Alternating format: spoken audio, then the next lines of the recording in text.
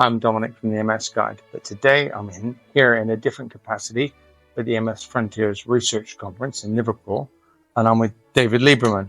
Say hi, David. Hello. David's the trial manager on a trial that I'm involved with because these days it's very important and it's being recognized in the research sphere to get patient involvement as well. So they've even got my mug on there. But this trial is what I find really exciting. It's called the SysMS. It's about the use of AI in MRI, AI being the buzzword.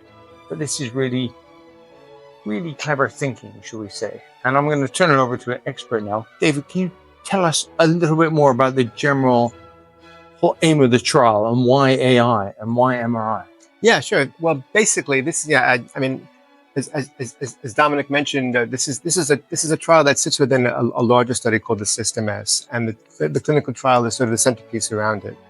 And one of the main problems that exists, I think, in neuroradiology in general, is the scarcity of resources. There aren't as many neuroradiologists as there perhaps should be. So, the patients. So you mean there's not enough staff, essentially? You know, like a lot of the NHS, we're all familiar with the idea. Yeah. Staff. Okay, so yeah. It would be lovely to have 100, but maybe we've got 50. I don't know. Yeah. Exactly. Something along those lines. And also a lot of in the smaller hospitals. So in research hospitals, you'll have more neuroradiologists than you will have in a district hospital. So the purpose of this study is to look at it's comparing two arms to the study. So the neuroradiologists are involved in both arms. So it's not looking at the AI, so to speak. I'll explain what that means in a second. But the AI versus the radiologist, it's AI working with the radiologist, as opposed to the radiologist on their own. It's not replace, it's assist. It's not replace. Yeah. The clue's in the name. Yeah, the clue, always. Yeah, the clue's in the name. But yeah. This is, and what would you say a neuroradiologist's main challenges on a day-to-day basis? Yeah, the difficulty, well, time demands. So, and also a lot of the work, so what we'll be looking at of patients that come in, they have an annual MRI. When you have MS, you typically come in for an annual MRI, and there's a lot of people, obviously, and the job can be a little bit, well, when you're looking at so many of these, it can be easy to miss things, and it can be error prone. Sometimes it's time consuming and quite tiring on the neuroradiologist involvement. So this is, and obviously we want to minimize that. So the AI is what's called IcoBrain MS. So David, because I've got MS, come in for my MRI, just most of us lie in the machine, stuff happens. Yes. You occasionally walk past these huge banks of screens in a darker room as you leave. Yeah. So can you talk us through what happens once that MRI has been taken, shall we say? Yes. And what goes, and then we can sort of say, how will the AI and the IcoBrain software help the neuroradiologist with what they do today? Like what's the point of it? What happens? Yeah, sure. So basically, okay, so you have your MRI and you leave the room. Essentially, then the neuroradiologists, they will look at at your MRI and the different sequences that were run. So we hear sequences. All I hear lying there is ding ding ding ding ding ding ding. Yeah, exactly. Is that a sequence? There's different sequences when you're in the MRI for 30 minutes or 45 minutes. Yeah. And they'll get all the pictures out, and then they'll essentially have to spend the time to look at them, obviously, to see if there's any changes from your last MRI, or if you're a new patient. How does it look at this point? So everyone talks about lesions. So they're looking for lesions. They're looking for lesions, and anything else? Well, brain volume sometimes. So how big your brain is? How big your brain is, and if it shrinks as you get older, doesn't it? It shrinks as you get older, and I think this. I mean, I'm not a clinician, but there is some evidence with MS that there's also some brain atrophy, so the brain shrinks a little bit. So it shrinks faster than regular aging. Yeah, if you were just getting old, it would shrink at X rate. Yes. Old in MS, because we're all getting older. Yeah. X+1, should we say? So it's faster. Yeah. One thing. So I leave the room, David. You leave the room. I look at all those screens and they usher me past them. Yes, exactly. All I see is lots of pictures of what I presume is my brain, and then that's where my involvement as a patient ends. Pretty much. What happens? At that point, then the neuroradiologist will get the report, look through all of the different scans, and they'll write their clinical report. How many do they get? I lie there for 35, 40 minutes and it goes ding, ding, ding, ding the whole time. Well, they get a number of different, what they call sequences. So there's different sort of MRIs that tell them different different types of Sure, but information. Then they go to what's called the MDT, the multidisciplinary team. And at this team... excuse me, the MDT is a multidisciplinary team. Yes. And that's the neurologist, your MS neurologist, the nurses, probably the pharmaceutical, as in the pharmacist, the neuropharmacist, be the neuroradiologist. Essentially, it's a bunch of people in a room, isn't it? And they're talking about me or you or whatever. Yeah, they have a patient list. Right. In terms of MS, specifically for this, the patients that came in that past week or two, and then they talk about them. And the scan forms part of that discussion. Yes. Right. So the scan forms an important part of that discussion to see have there been any changes from the previous year, or if it's for a new patient, how it looks at that point in time at the baseline. It's a snapshot, isn't it? It's not snapshot. like a movie over 6 months. No. This is a snapshot today. But the point is that they have to read through a lot of different scans for all the patients, obviously, and it can be fatiguing, it can be time consuming, and there's a scarcity of staff as we had discussed. I keep meaning to organize the photos on my phone, and then you go to Google Photos and you think, oh Lord. It goes back to like 19 something or 2002. I don't know, but you just think, I just think I wouldn't want to be a neuroradiologist having to look at essentially black and white pictures. They're black and they're all very similar. And they all look the same in some respects. And what you're looking for is one of these. That's a 3D lesion. It's been 3D printed. I don't know if you can see that. I'll zoom in on it, but that's a 3D printed lesion, and you've got to assemble all those different slices. Yeah. And you've got to make this sort of 3D lump that's in all of our noggins. They're not all the same size. It just happens to be one, but that's, it's not a standard lesion. Yeah. But so essentially that imaging is trying to make that and then decide if and how that may have changed. That's right. Over time. Exactly. Okay. So sounds so simple, but it's so difficult. It's so complicated. It can be very complex. So what they do is they present this to the MDT, and then based on that, the clinician, the consultant, and the nurses decide with the radiologist should they change the DMT, the disease modifying therapy, if they're on a drug, or not to stop it, and have there been any changes. And as I said, it's a black and white image. Yeah. So the purpose of this trial is to see if the computer is, should we say, as good as a person. It's not replacing it. But we need to test if this is reliable and can be relied on. Exactly. Let's play pretend for a sec. Okay. If this all comes out that this is absolutely ace, and you can rely on this because it's underpinned by something called IcoBrain, which is it's a company called Icometrics who make the really clever. I mean, I think you have to have a PhD to even walk in the door there.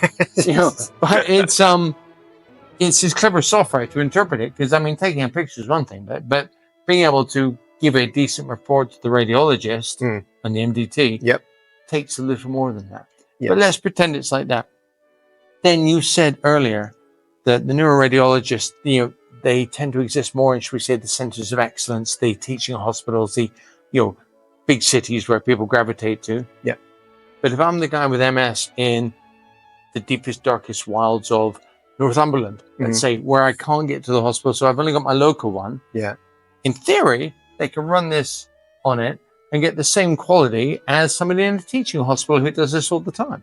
In theory. In theory. I mean, the point, this study is, the general point of the study is we're using neuroradiologists. We're not, the main point of the study is not testing it with general radiologists. We are doing that. It's what we would call a sub-study. It's an exploratory sub-study, and I can get to that later. Sure, but it's about the amount of time it takes. Because if you've got a pile of 20 patients, and you've come in that morning and the traffic's been horrible, you haven't had enough coffee, you haven't got any sleep, I mean, we're human. Yeah. You're sitting there going, and I've got to give my best effort to this pile of 20. There's days when I'm firing all cylinders. I've had my 2 cups of coffee. I've had my 8 hours. It's been a whizzing to work. And I'm sitting at my desk going, I feel amazing. Yeah. But that doesn't happen every day because we're people. Exactly. Yeah. So the point of a system S is 50% of the people will have this assistance, and I'll explain in a second what that means. As well as. the neuroradiologist looking at the report at the MRI and deciding on their own, this is what's going on, lesions, etc. So the report that you get from this AI, IcoBrain MS, they color code the MRI, so it makes it easier to see the lesions.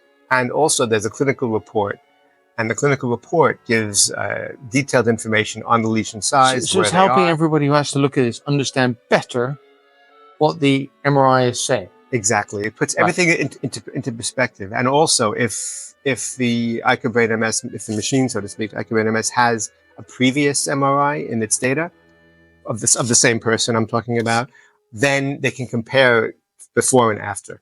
Again, the computer can go, and it's computers are cold and impersonal, and this is sometimes a really good thing. Yeah, of course. Yes, you just want it to just be totally objective. It's objective, exactly. Yeah. So we're trying to see if this makes a difference, basically, in terms of what the neuroradiologists think about it, how much time does it save them time when they're looking through it, and also, do they, and most importantly, do they see a change that they would not necessarily have seen? And the difficulty, if we were just basically giving this to everybody, every neuroradiologist, it's impossible to judge, because all of a sudden you've gone from A to B with everyone. Yeah. So by doing a randomized controlled trial, only 50% of the patients or participants on the study will have this. 50% will still be with. So if you've been put in the IcoBrain route, you stay in there. That's correct. And so then you can compare the computer and the radiologist, the neuroradiologist, looking at it over a year, two different, and then just the neuroradiologist looking at it, and to see what the difference is between. Is there any difference? Exactly. So if you think of it in a simple way, if you have two patients, right? Let's say Mr. Smith and Mrs. Smith. Well, no, let's give them a different name. But Mr. Smith is patient A, participant A on the study. So he gives his consent, comes onto the trial, and he's randomized. So nobody knows how this is going to go, but he gets randomized. It's a fancy way of flipping a coin. It's heads or tails, essentially. Flipping a coin. It's the same thing. Let's say they go on to the what we call the control arm, which is basically there's no intervention, there's no assist MS, there's no intervention. There's the way it's always been done. The way it's always been done, what we call standard of care. Yeah. And then it's no better or worse. It's the same as it always was. Yeah. There's no difference. So the neuroradiologist looks at the scan, reports what they need to report, talks about it at the MDT, and they make a decision about changing drugs or whatever. Sure. Then you have the second patient. Call them Mrs. Jones. Okay. Mr. Smith and Mrs. Jones. Yeah. Sounds like a couple of really bad spy names. Yeah, sorry about that. That's all right. You're not being tested on. No. Need a random name people. So Mrs. Jones comes in and she gets randomized to the what we call the interventional arm, which is the IcoBrain MS part of the study. So, like Mr. Smith, the first participant, the neuroradiologist will look at their scans. However, they'll also get the color-coded scan. So they'll get this additional AI-generated report as well. Exactly. They'll get this additional report. So right now it doesn't change your workload, but hopefully, if that color-coded report is proving to be accurate and reliable, then we can start to say, right, so that can be done on everybody, and we know better where we want to look at, should we say, the more interesting ones, where I'm not sure about that. The humans are never gone. It's an aid to the human. We also want to see, if you multiply, let's patient A, Mr. Smith, there's going to be 600 of him, so to speak, and there's going to be 600 of Mrs. Jones. You want to see a difference. In the extremes, you can imagine that with this assist MS, you will see more lesions, in a sense, with each patient, because they may detect more. It'd be easier to see things. Or more changes in the existing lesions. Okay. Whatever it is, there'll be a difference. That would be, in my words as a patient, being simplistic, that would be better in the sense that it's seeing more often, more reliably, but we don't know that yet. We've got to do the study to see if that's what we're speculating is the case. But David, once we get to this, number one, it's starting to recruit in the final quarter of this year. So, that quarter being October, November, December of 2024. Yeah. It's only going to be at the Royal London Hospital to start with, No. or is it in more sites? So ultimately, we're going to be opening at the Royal London. Mhm. Then we also plan to open in Nottingham and Right, in okay. Birmingham. Excellent. So we got 3 places: Yeah. Nottingham, Birmingham, the Royal London. Mhm. Some people know that as Barts, even though it's technically that one. Yeah. Yeah. So okay, so we got 3 sites. Mhm. It's going to do how many patients in total is the aim? The recruitment aim? The recruitment aim is 1,336 people in total. You know, somebody involving data came up with that number, don't you? That's what we need. It's from statistics. Yeah, Yeah, it's exactly, sample yeah. size. Yeah. Yeah. So So personally, I don't see why anybody would push back against this, because it doesn't affect me, the patient, in any way, in the Yeah. sense that I'm still lying there for the same amount of time. My participation involves going, yeah, that's fine, tick. Yeah. And then, because it's allowing research to happen. Yeah. But nobody's putting needles in me, No, I mean, or drugs or anything. It's just the computer's looking at that image of my brain. Exactly. Yeah. I mean, there's a little bit of we do ask a few questionnaires, but nothing Sure. nothing too much, nothing too crazy. But I mean, we've all had MRIs. You know, it's like, where's your metal? Have you got any metal? You know, take your ring off. I've got metal in my leg. You know, take your glasses off. Yeah, that kind this of is stuff. all working through your normal Yeah. through the normal visit. We're not having people come in for specific Right, clinical okay. trial visits. What will be involved, very very generally, is, and we're trying to run this electronically. So I can fill out the form online Yes, and give consent online. That's what we're planning. I think that's the so plan. good. I can bank online, and clinical trials are going, we need 1,100 signatures. It's Yeah. like, but yeah, no, but you see what I mean? It's this whole different chunks of society, things we're used to, we're habituated to, like Yeah. being able to move and pay for things on our mobile phone. And all of a sudden, it's always used to be, and now I need to sign 600 blinking paragraphs. Yeah, and now it's like, tick. Yeah, I mean, so basically, what will happen? So, David, if I say I want to participate in this trial, Mhm. or let's say somebody has asked me, because I'm at one of the 3 hospitals you described, yeah? Yes. What happens to me then? Well, at that point, you will, like I explained, we are working with another company to run this electronically. Mhm. So ideally, you can be. So it's all online sign It's up. all I online. don't need to fill out 1,000 forms. No. Right, okay. So you'll be. We're setting up a secure video system. Basically, you will talk to a doctor or a nurse Mhm. about the study. Oh, cool. Yeah, and you'll have a little bit of time. You'll get a hold of what's Like a COVID throwback. Yeah, it's a lot of it comes from the COVID time. Yeah, sure. But why not? But this is where I think it's awesome, because you Yeah. don't actually need a consultation. It's just, Well, you will have a consultation. no, just but you see what I mean? remotely. Yeah, okay. But Yeah. you don't need to be, David, I need to poke you and prod you. No, where there's no blood samples involved in this. There's no tissue samples involved in this study. I think the key word is no needles, no No- knives, no no needles. drugs. Yes. The only drugs you'll take are the ones that you're already taking.